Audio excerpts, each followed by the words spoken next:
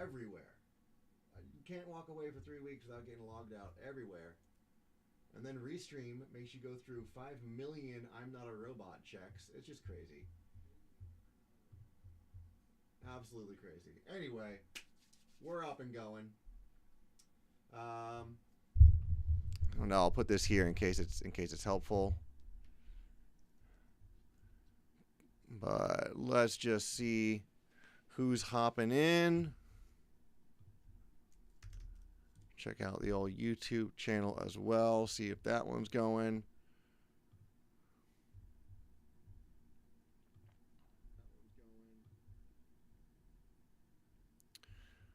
All right. Sick. Here we are. All right. So we got 2 right now. Who's here? Dismiss that. I do not mind the genre at all. Pregnant squared. Pregnant. You can go ahead and pop any kind of genre you want on in there. We do it all here.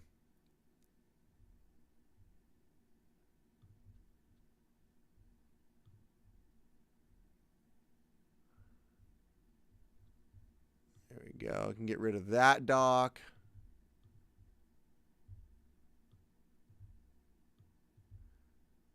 Got so many docs for OBS open here. In Discord. Are you in the Discord? If you're not, I will go ahead and give you a little invite.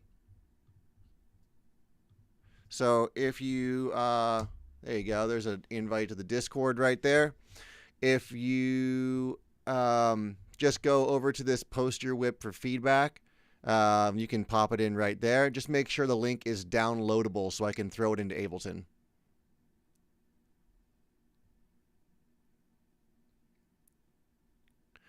All right, do we got, oh, Haptics here. Hell yeah, what's going on? Let's start with yours since you're here. And then if Atri shows up, we can get theirs going as well. All right. Pop dat collar. Brings me back to high school when everyone do you remember back in like 2006 when people would just like wear a bunch of polos and then pop like all of the collars? That was goofy. That was some goofy shit people were doing. I never did that because I didn't play golf or something. I don't know. A pink polo. Dude, that was the thing back then, though. That was the thing. Even all the emo kids were doing it, right? You'd have like the shitty black dyed hair, like emo kid, but they'd be wearing like a pink polo with a popped collar and like 4 of them, you know? Absolutely ridiculous. But hey, technically, emo hair was ridiculous too. And I tried my best to make that happen, but I just didn't. I could not pull it off. It looked goofy, and unfortunately, those pictures are memorialized in the high school with my band pics that are on the wall. And every year I do sound design for my old high school's marching band, and whenever I go back and visit, they always remind me of that terrible, terrible time in my life when I looked like I was wearing a bad helmet for hair. We all did it. We all tried. You're either doing popped collars or emo hair or both. All right. Let me just check this here. Can you give me the old thumbs up if you can hear this?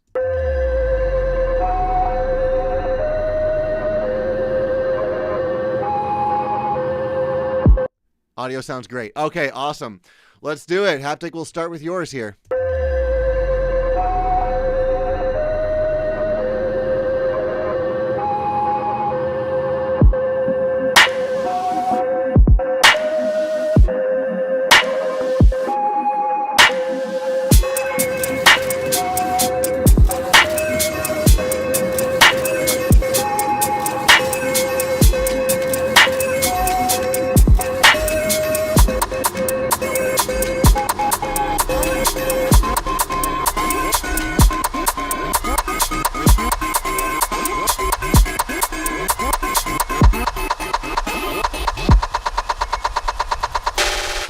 since I can remember, I've been popping my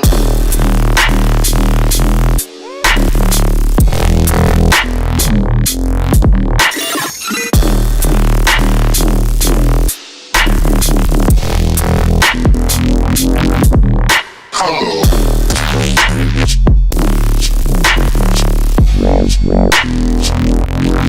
Poppin', poppin'.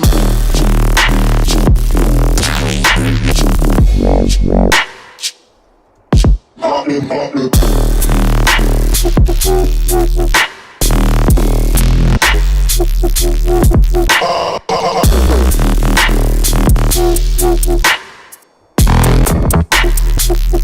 Poppin', poppin', my color.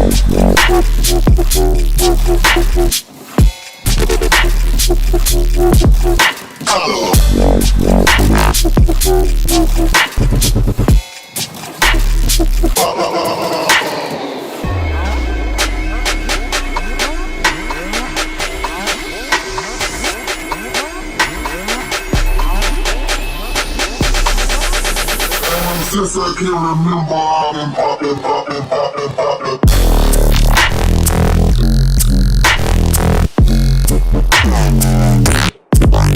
Color.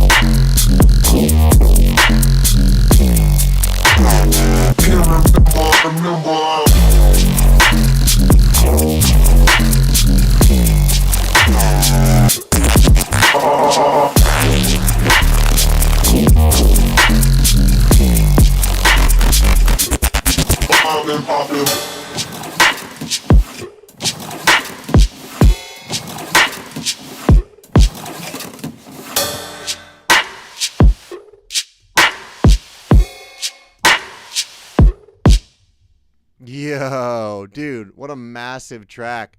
This is really cool. All right, let's dive into it here. So, the snare in the beginning is very sharp. It comes in like way hot for the intro. I could really use a little dampening around. Do you see these spikes? Right here. This is where I'm feeling the sharpness. I don't know if you use Soothe by, is it Oak Sound or whatever? But Soothe could really help that. Otherwise, just like a little bit of EQ could really push that back in the mix. But also, I think it's just generally too loud. Do you see how just a little dip right there pushed it away from the front of the mix?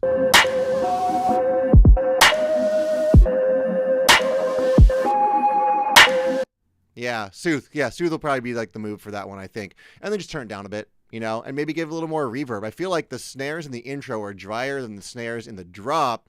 And it's not, I wouldn't always make the snares in the intro reverb and the snares in the drop drier compared to the intro. But I feel like you could maybe try and flip that and see if you get a little more vibiness in the intro and a little bit more of like clarity on the snares in the drop section. And then it feels like the snares are not quite as sharp when everything else starts to come in.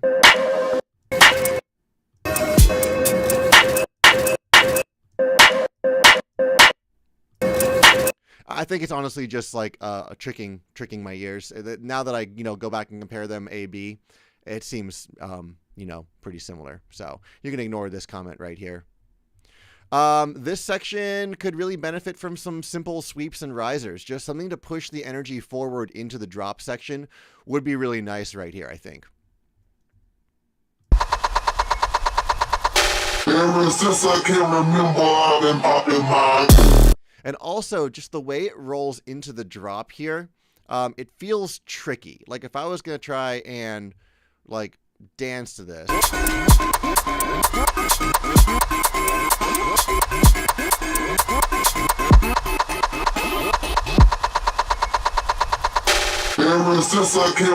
Like, I'm not really sure where 1 is. Like, it feels like you've displaced the 1. And that's going to make it hard for people to really be like, you know, like able to rage along with you when they're listening to the song, right? Ever since I can remember, I've been popping my.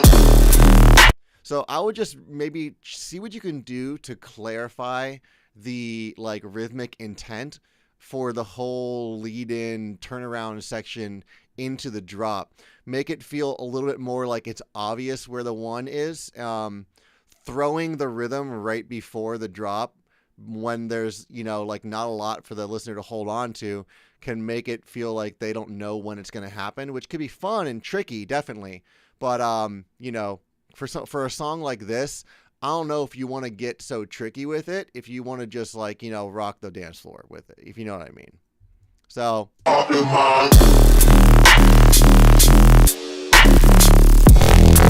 these basses are nasty in a good way. I really like them, but they are a bit muddy. If I zoom in on your waveform, it's very disturbed, right? Like I'm not seeing as clear of a low end as I want. And it's because you have the presence of the second, third, fourth, fifth harmonics all very, very strong. And that's creating a bit of a muddiness to these basses that I feel like might not get them to slap as hard as you want them to. Like this stuff in here, this seems fine. It's not too bad.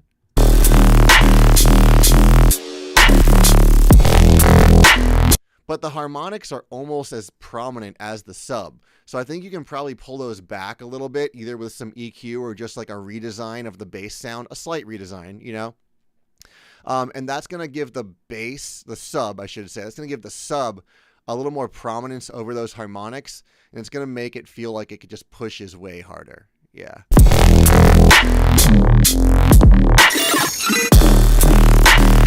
Also, check out all this top end width. You have a lot of wide, really prominent highs. If I turn on this little Avocet sideband solo, which will allow me to hear only the sideband content, what I want to see in the spectrum is kind of a generally even distribution of frequencies down around this region here, kind of slightly falling off into the top end.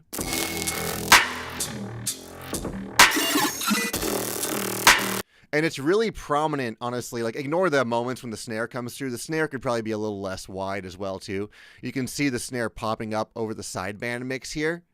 And usually when I see something popping out that hard over the stereo image mix, that's usually a situation where I might add a little sideband compression to it, or I might just use some sideband EQ and pull that back to center it a little more, right? You want to aim for as even and good of a mix in your stereo content as you aim in your full, you know, stereo mix.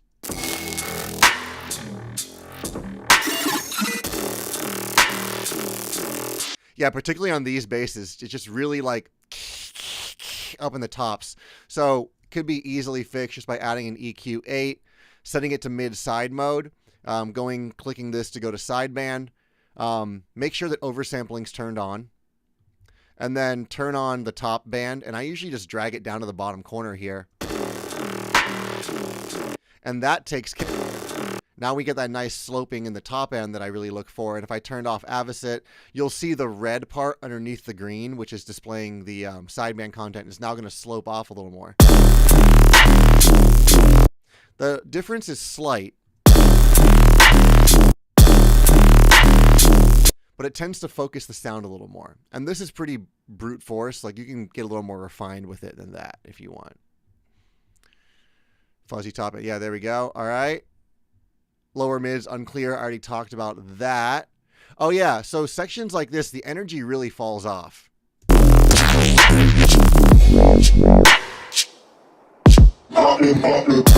This could be an area where you fill it in with either some, like, you know, you could do like a sub dive, you know, or right, like just honestly a simple like bass sub dive into the poppin' would probably do the trick there. Just something to fill this in and make it feel like it's not just like forgotten about. Vocal width is pretty extreme let's go ahead and turn on that sideband content viewer again. Also, watch lows like this. Now, it's in the bridge section or the build or whatever, so it's not as important. But this right here, when I'm looking at sideband image, I watch out for big buildups like this, and I watch out for big buildups in the low end right here. I usually want this, especially in the drops, but also throughout, to be even.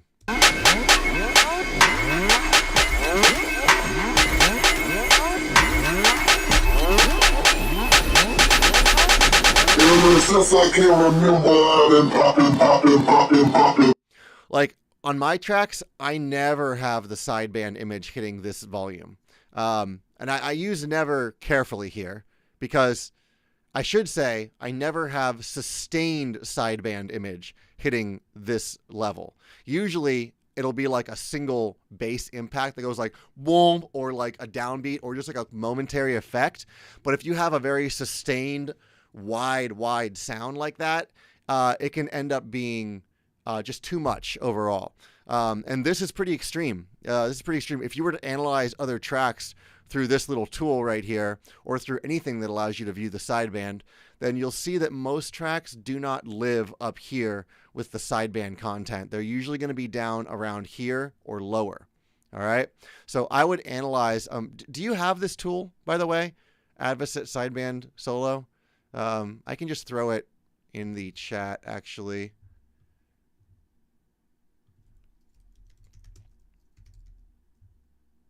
Oh, you got it? All right, cool. I'll throw it in the chat for anyone else that wants it as well. Can I? Oh, I can't. All right. Well, to build this, all you need is a utility. Turn on the left phase invert. Right-click this. Choose... Weird.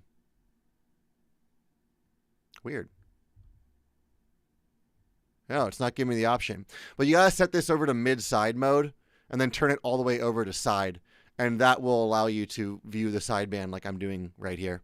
But yeah, so just check out a bunch of other tracks through the sideband. You'll see what I'm talking about. So I just reined that width in quite a bit on the vocals, I'd say. I don't know what I was going to write here. Maybe nothing. I might have made a mistake. Oh, the crash or a big reverb clap could really help smooth this transition out. Right, that crash feels a little like psh, and it's done. You can get like a big. I use these Cashmere reverb claps. Something like this could be nice.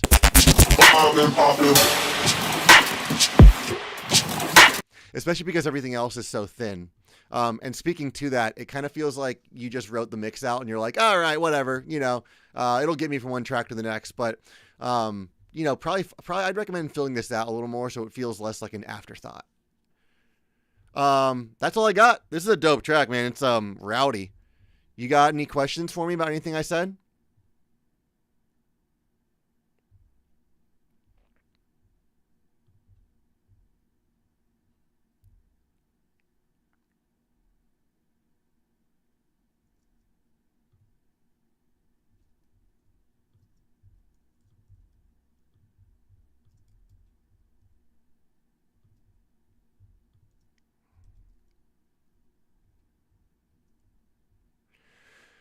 There you got it. It's downloadable. Okay, cool. Thank you. Pregnant. This is you. You're Loki, right?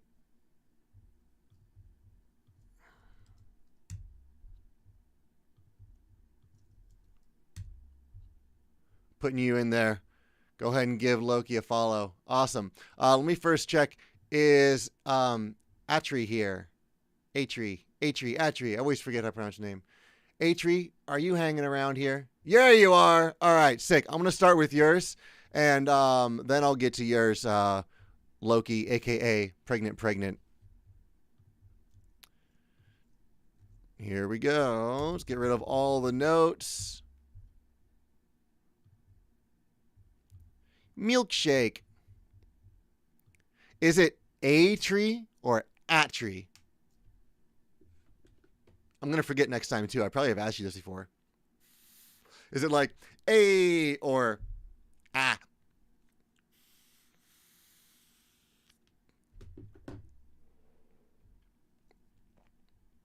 At tree. Okay, perfect.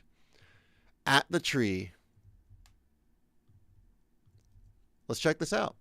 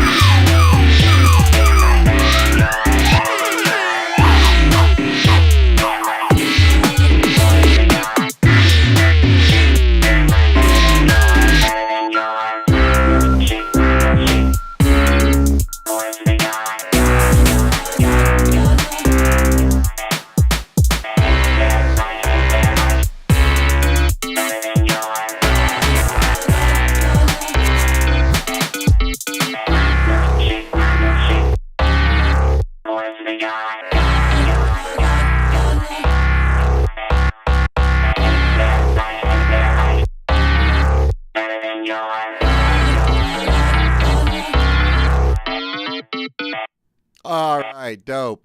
Okay, very cool track. The main thing I'm going to say about this one is that you've got a lot of sounds overlapping in the mids. I wrote this question here. What do you want me to be focusing on here? What's the main sound? What is the thing that people are going to go and walk away and be like, oh, yeah, you know that Atri song that goes like, you know, what? Bam, bam, bam. To me, that's probably the main thing, but I feel like it's being obscured with a lot of other stuff that's going on. It's very chaotic. And that has a place in bridges and areas like that where you can kind of be a little more chaotic. But for like drop sections, you usually want to try and trim it back to, I won't say like, I mean, really for me, what I do is I try and get it to be like as few elements as possible to get the point across. So like, let's go back to this section here and just listen for a second. So we've got the main synth sound, bam, bam, bam. What else do we have? We have the little like, like, you know, lasery, kind of distorted lasery sounds. We have vocals. We have these vocals coming in right here, which I really can't tell what's going on with the vocals either.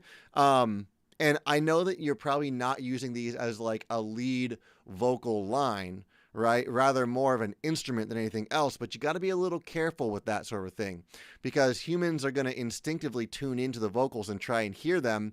And so while you can use vocals as like a secondary instrument to some synth or some other lead, if it's so consistent and like I feel like you're trying to get them to pop through, but I can't really tell what they're saying or what's going on with that. So you might want to be a little more selective about what chops you're putting in and like where they are, or perhaps where they're situated in the mix if you want them to be a little more forward. Hopefully that makes sense. Let me know if it doesn't. I can try and explain that a little further. Let's go back over here. Could use some top end brightness. It really just like everything kind of falls off up here. So you can bring those hats out some. Metals. Yeah, no hatchily busy. Yeah, exactly.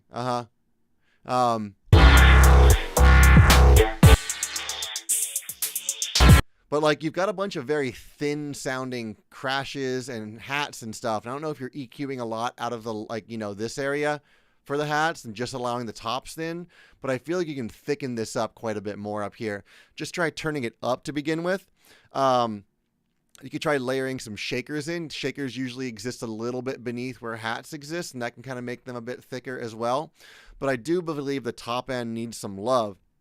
Right now, it's being overshadowed by this whole upper mid region, which is extremely prominent, I think, because you have so much going on that's being layered on top.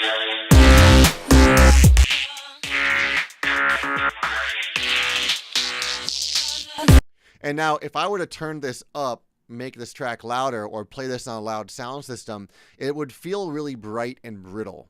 And so, typically, the look I'm looking for on here, now this is just an approximation, of course, is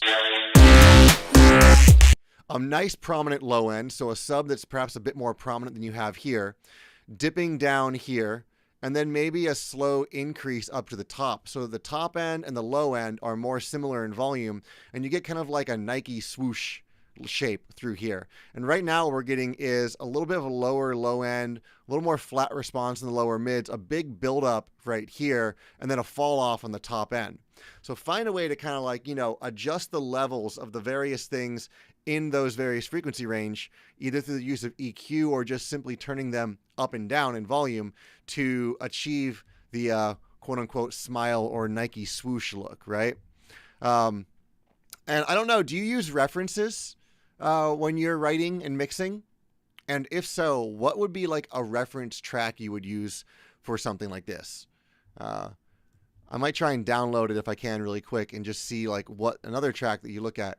Yeah. Using references is king. Like absolutely, definitely recommend you use references for sure. That'll give you a lot of information about what needs to be leveled, where things need to be sitting in the mix. Also, I didn't write this down, but I believe your drums are a little buried.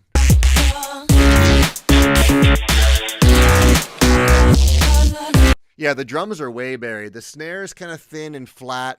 The kick could be brought up. Okay, cool. That's good. And I mean, like, it's good to do the arrangement exercise to get the structure of the track and see what elements are happening when. But then you want to find 3 to 5 mix references. I say 3 or 5 mix references because I always like to have an odd number. That way, if like one kick is loud and one kick is low and one kick's in the middle, I can aim for the middle one. Or if 2 out of the 3 are loud and one's quieter than yours, you can aim for the louder one, right? You just need a tiebreaker. I feel like that's a good thing to do. But yeah, so I definitely recommend, using a reference for the arrangement exercise and then perhaps using that as a mix reference or not. But then finding separate mix references as well. Okay. Transition could use some love. Because everything just kind of stops here, right? And then you just go into this other section that's a lot more thin. So something to maybe a sweep going up and down, a sub dive into this, something reverbed or delayed out that just smooths this out right here would be helpful. This main synth sound is very in your face. It's super loud.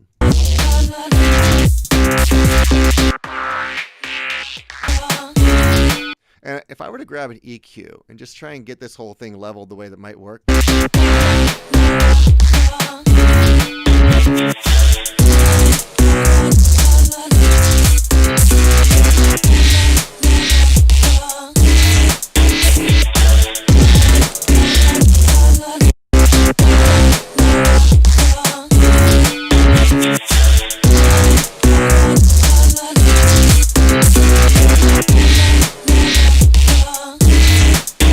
So that's like a rough approximation, you know.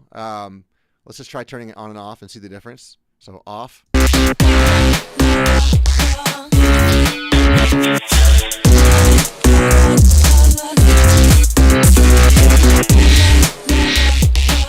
Kind of thins out when I turn this EQ off. So this is obviously not what you should do. I would go in and do it on a track by track basis, but just for the stereo mix, then we can kind of see what you can do. Hats could use some more. I was talking about that earlier. Thicken them up a little bit. They're kind of thin and ticky-tacky, and you definitely got some room up top here where you could thicken those up. Vocals are buried. I mentioned that. Oh yeah. So it's really good, but the energy kind of sits. Well, find some way. Get a riser. Get a sweep. Some like pitch riser might work. I think I made an Instagram video recently about really easy ways to make risers. So check TikTok or Instagram for that. It was one of my more recent videos I posted, which I need to get back into doing. It's been a crazy month, but cool. All right, good. You have notes on that particular video you have notes on?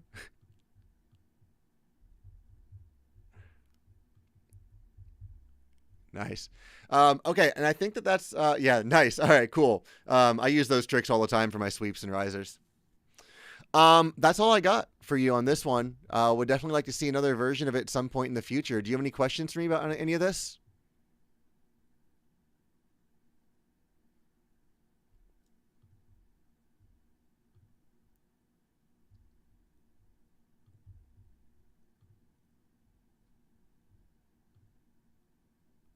I appreciate that. Thank you so much. All right. No, Atri, you're the best. You're like one of the most consistent people in here. I love it. Let's see here. All right. Mr. or Mrs. Pregnant Squared. And Loki, a.k.a. Loki, a.k.a. the Pregnant Twice. I don't think you've been in here yet. I think this might be my first time hearing some of your tunes. I'm really excited to check it out. Here we go.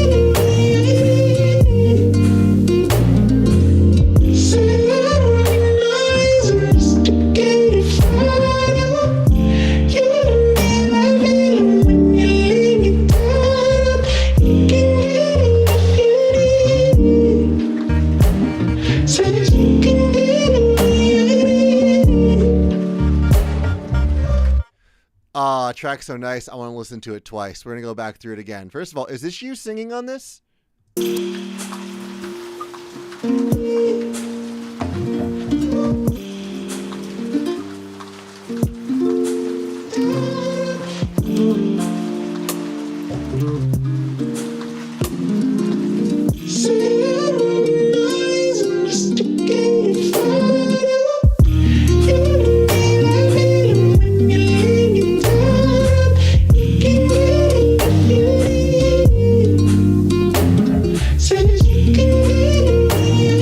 Cool. I want to pause there to address that comment. You put the vocals slightly to the left because you're trying to avoid them clashing with the guitar.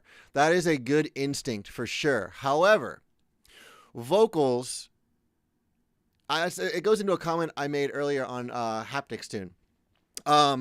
The vocals are such a thing that people tune into and focus on in a song because, it is the OG speech synthesizer. We are inherently tuned in to like focusing on the vocals. So if I were you, I would get the guitar avoiding the vocals rather than the vocals avoiding the guitar. And I mean, you may have panned them both left and right.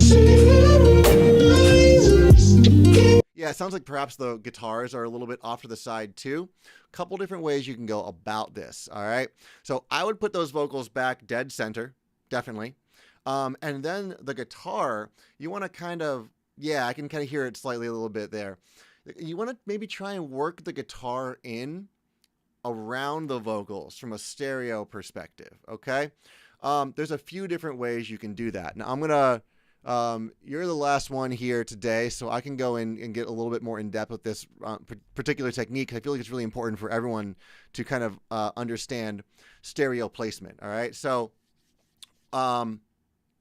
when a sidechain multiband compression, yes, that is definitely one way I'd go. And also doing that within the sideband and mid image as well. So I'm going to show, I mean, you may already know how to do this, but I'm going to just talk about setting up a mid-band compression on the guitars. Let's just go ahead and find some guitars here. Oh, shit. What did I just do? Oh, I searched it the way I wanted to.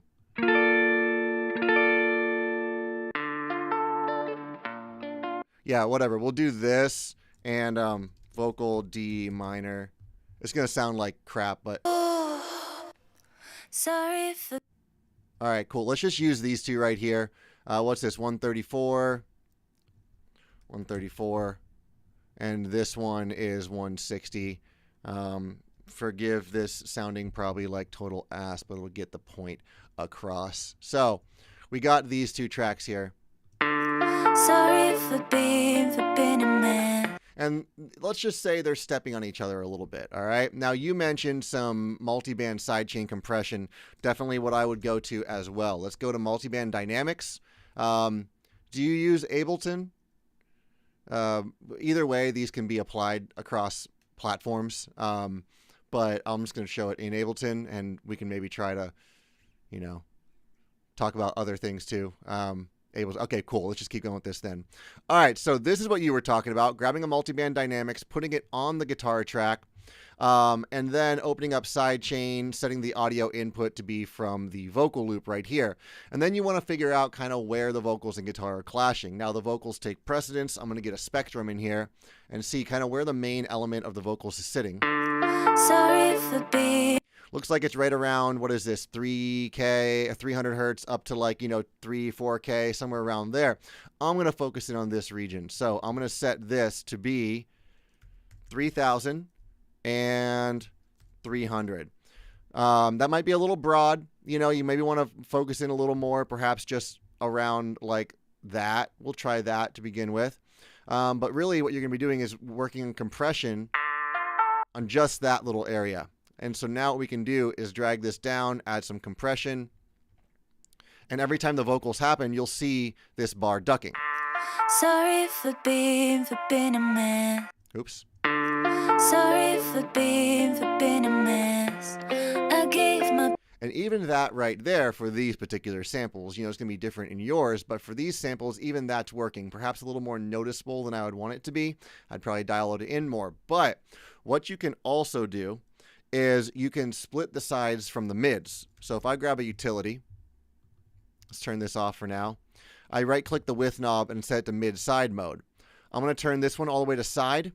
I'm going to group it and I'll call this side, and I'm going to duplicate the chain. I'm going to call this mid. And then on the mid one, I'll drag this all the way over to the mid. So now we've split this up so I can get at the sideband content versus the mid.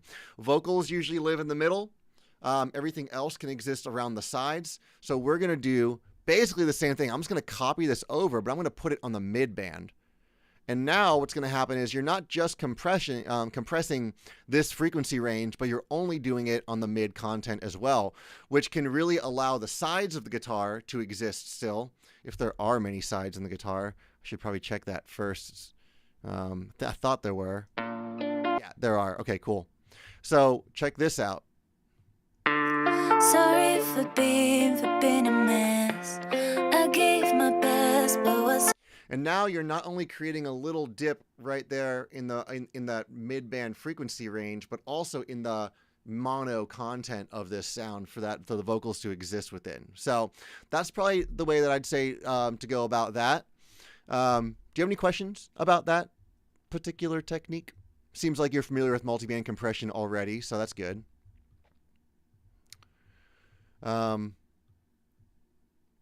Wish I had more coffee, but I ran out. I keep looking at my mug thinking it might like have more coffee in it.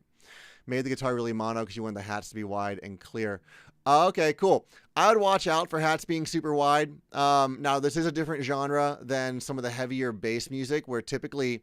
do you have a reference track for this? Because I actually have a test we can do. Do you have a track that you'd like to kind of emulate or something?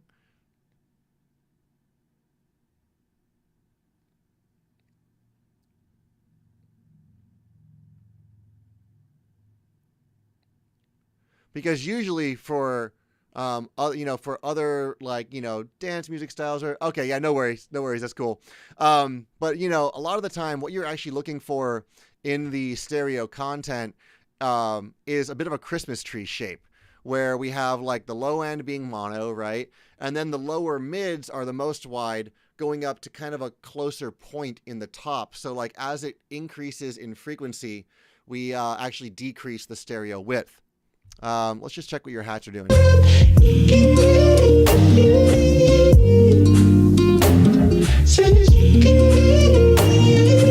Hats can really be brought out for sure. I would say this is very like R&B-ish. It's got a very R&B kind of quality to it for sure.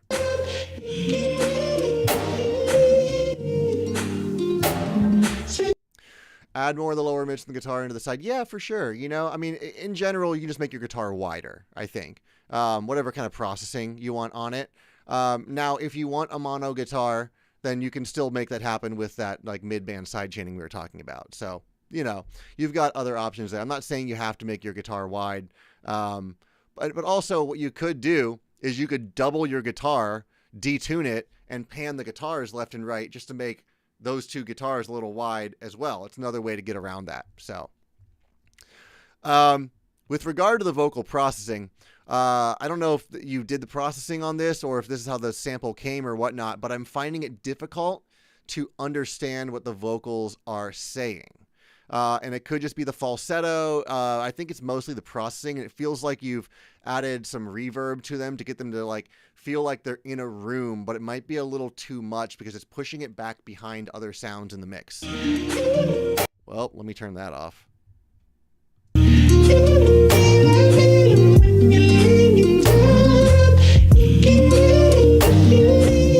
Yeah, they just sound extremely bandpassed, like you're cutting a lot of the lows out. Oh, okay. All right. Well, there's only so much you can do with that then. I would say just do whatever you can to kind of like make it nice and clear. But honestly, I feel like, putting it back in the mids might help that too. Not the mids, the center image. So, and this is take or leave this comment. All right. This is kind of a creative thing, but like you don't have a whole lot of weight in your lows. So perhaps maybe get a kick that's got a little more thump to it. I don't know if it needs to be louder, just perhaps something that's got like more richness as well. And you can make a wider kick here too. I feel like general consensus is usually have your kicks be mono, but like...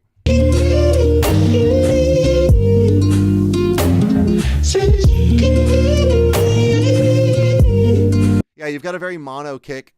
You can widen that up a little bit, You've got room down here. The reason why people usually have kicks be mono is both for like, stereo image fidelity. Like if you fold it down to mono, you don't want phase cancellation. But also if you're doing louder music, which this is not, then you really want to like preserve the headroom and get rid of sideband content where you don't necessarily need it. Because if you have wide lows, that's totally fine, but it's going to eat up headroom. In this case, you don't have to worry about that because it's a more chill track.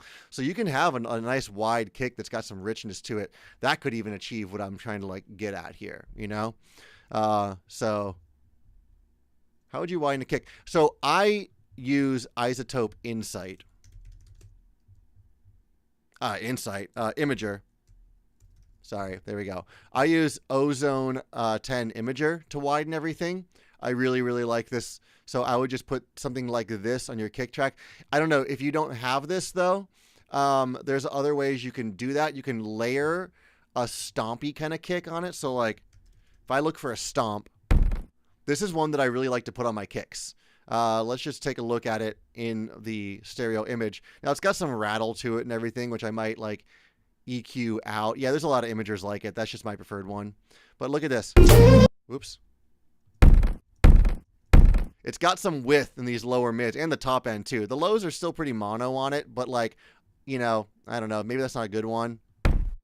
This one's definitely, that's another good one too. So if I find like a nice center kick, like this one, which is pretty mono. Yeah, it's got a little bit, but not very much. I would layer these two on top of each other, do a little EQ work on this one to cut some of the lows out of it. And also some of the highs I don't really want. And then just kind of, you know, tighten it up a bit.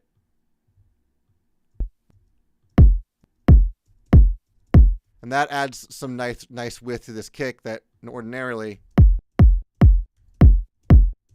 it doesn't have. So that's something you can do as well. Maybe just in this area. Right? So the lows are still mostly mono, but you have a little bit down there. So a couple different ways to do that. That's really all I've got for this one. It's a pretty nice chill track. I really love it. It feels like maybe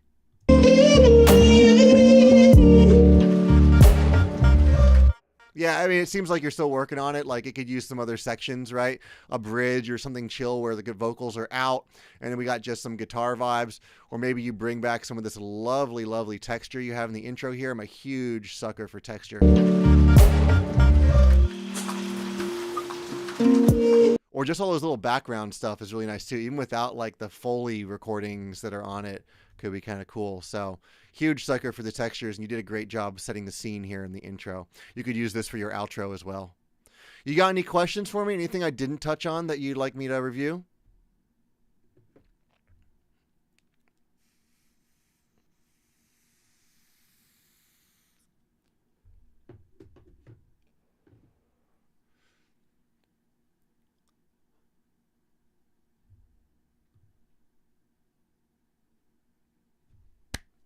Hey, I love to hear that. That's awesome. Tell your friends. Tell your friends. And yeah, you know, like, I think you probably hopped into the Discord here. You know, always doing stuff in the Discord.